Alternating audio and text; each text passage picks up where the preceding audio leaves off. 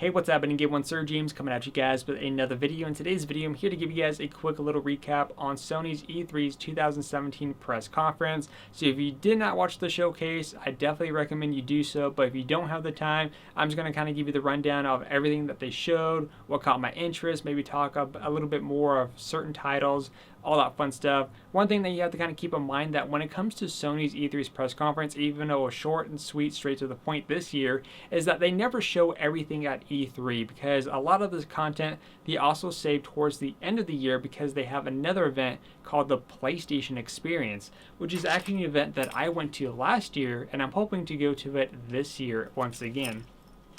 So anyways, let's go ahead and start with the opening. Now last year, if you guys recall, they had pretty much a live orchestra going on and they were opening up with God of War.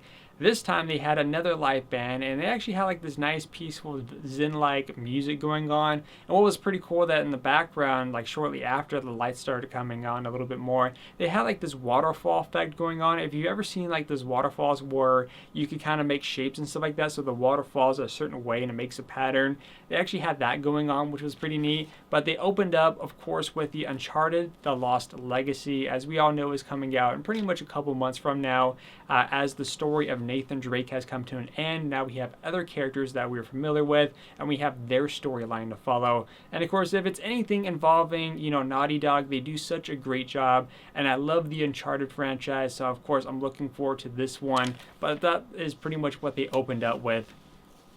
The other thing that they showcased afterwards was a DLC for Horizon Zero Dawn, which is another Sony exclusive.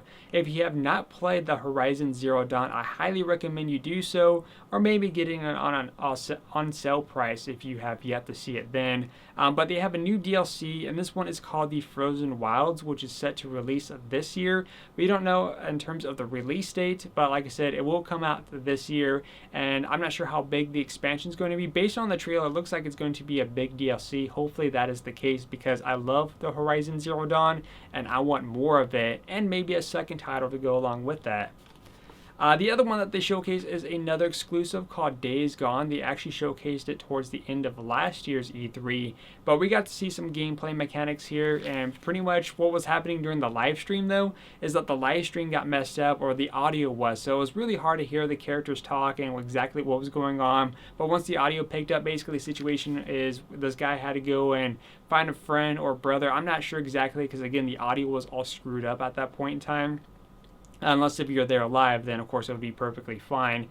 And showing some of the gameplay mechanics, you have these hordes of zombies and whatnot. You gotta kind of be quiet. They're showing a lot of the stealth mechanisms and mechanics. And then of course, at one point, after he found the person he was trying to seek, it was kind of to the point where what decision do you want to make? It's kind of like a little choice thing. It's not something that's going to affect the overall experience, but just something that is given to you, the players. And it's either you could go head on with all the thugs that are in the area, or since there's a horde of zombies on the other side of the gate, he actually placed a C4 charge, blew that up, chased everything out, and kind of dealt with the hostage situation. So that was pretty neat. So I'm really looking for that one. I wasn't sure when the initial release is going to be, but again, looks like an exciting title. Now this one was a big surprise. This one is actually a third-party game which will be coming out on Sony, Microsoft platform. This one is called Monster Hunter World. When I was seeing the gameplay on stage, I was trying to figure out what it is, and the next thing you know, I saw these big creatures. I was like, is it Monster Hunter? And yeah, it was Monster Hunter. The only thing that caught me, that I felt was a bit weird, was when the camera panned around to where you seen the character run. It looked like the run animation was a bit weird. I'm assuming it was pre-alpha gameplay footage. But again, Monster Hunter is returning to PlayStation. It's also coming to the Xbox One and PC, called Monster Hunter World. So that is going to be something worth checking out. It's stated to be out early 2018. So there's going to be a lot of those in here too. The other one, I'm not sure how many of you have ever played Shadow of the Colossus. It's actually a really fun game. They also did like an HD version as well for the PlayStation 3. You can kind of get in a bundle with Eco as well. But Shadow of the Colossus is not getting an HD remaster. It's actually getting a complete remake. This is some really exciting stuff that a lot of us wanted to see. We're kind of hoping maybe a second installment, but the fact that we are getting a complete remake, not an HD remaster, but a remake. It's actually coming out in 2018, so that's super exciting news there, especially since they renewed the trademark for the game too. The other one is called Marvel vs. Capcom. Infinite War, I believe it. I forget the end title because I didn't write that down on time. But again, it's a Marvel vs. Capcom. It has a lot of different characters. There's actually a demo that you can download right now. It's a story demo. So if that's something you want to check out, there's a demo available right now. It's something I'm going to do after I'm done with this video. Of course, we got to see some a little bit of gameplay trailer for the Call of Duty World War II, another game that I'm super excited for because those were the type of games that I played growing up. So to kind of see how they look now with today's standards and graphics and stuff like that, looks super exciting. Can't wait for that one.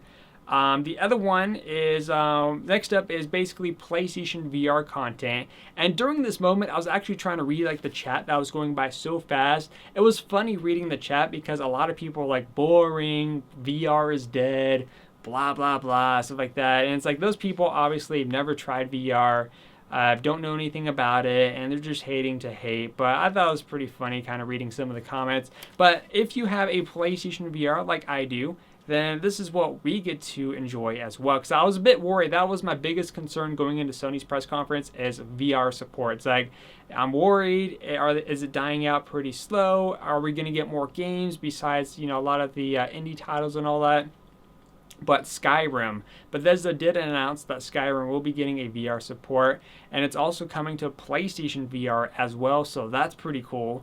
The other one, unfortunately, they didn't say anything about Fallout, so I don't know if that's going to happen or maybe not. But the other one is called Star Child. That one didn't seem as interesting, but maybe it was just the trailer that was showcased, so maybe I need to see something else for that one. The other one is this one's a horror game called The Impatient, which looks very cool. Definitely excited for that one. I think VR is really good for horror games. So anything that's horror based, I'm always excited for, whether it be PlayStation or the HTC Vive. The other one is Final Fantasy 15. As you guys know, they did announce once before a VR support for it, and this one is actually coming out on September 17th. The VR support for Final Fantasy 15, unfortunately, doesn't seem like all too exciting. It looks pretty bland and uninteresting, but I'll still check it out. I may find something enjoyable, but again, it just doesn't seem too crazy. The other one is called, this one actually looked really good. This one appears to be a first-person shooter called Bravo Team. That's one that you definitely want to check out a trailer for. If I find one, I'll put a link in the description down below because I know the videos are still currently uploading from, the content creators and all that. But Bravo Team looks like a really good VR game. Hopefully there's multiplayer support. I don't know if it's like a single-player game. I'm going to have to look up more information, but that one's going to be a really fun one to check out for sure. And then, of course, after the whole VR content, after people were so bored and all that, they opened back up, and this is the one that we're all excited for, is God of War. They showed new gameplay for God of War. Looks super awesome. Definitely can't wait for it. We actually have an idea when it's coming out. Unfortunately, it's not this year, which this year it's already jam-packed with all the games. It's actually coming out in early 2018. So, again, we're going to have to wait a little bit more. But, I mean, God of War, that is going to be a crazy game. Definitely can't wait.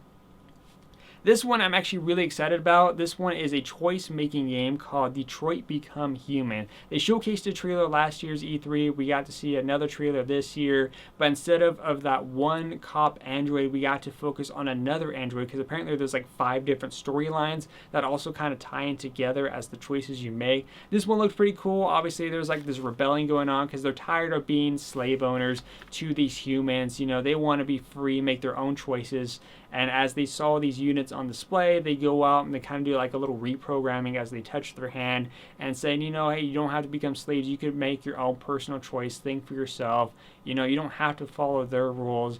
And they're basically, instead of like taking a different route, they were actually going with a route of destruction and rioting. So it was pretty cool. And at the end, it kind of tied into that other android, the one that's being the police officer. So it's kind of cool to see how things are tying in together and to kind of see where the story is going to take us. So I can't wait. I don't know when that one's coming out, so I'll have to look up that one. Of course, they're showcasing Destiny 2 because, as you guys know, PlayStation, or Sony in this case, has got some exclusive deals going on. So there's basically PvP maps, new strikes, armor, ships, and all that fun stuff that we'll be able to get our hands onto for Destiny as it comes out on September 6th is the release date. And of course, last but not least, they actually ended with a closure as a game that was announced for the PlayStation 4 as an exclusive called SpiderMan. We actually got to see a gameplay video for it. Actually looked really good. Probably like one of the best looking Spider-Man games that I've seen to date. And unfortunately, that one doesn't come out this year. It actually comes out early 2018 as well.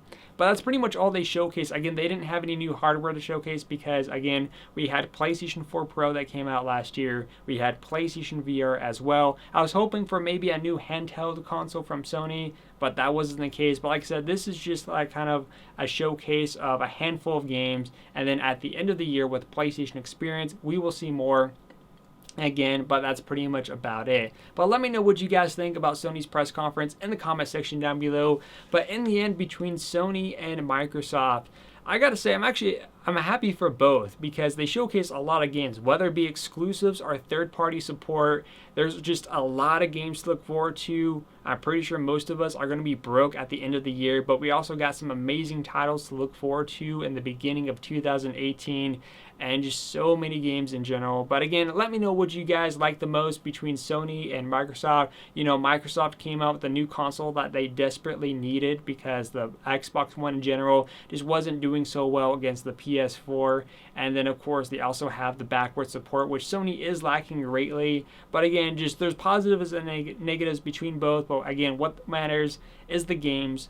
Both companies delivered, and we're just going to have a great rest of the year and early next year. But until then, I'll see you guys next time, and stay tuned.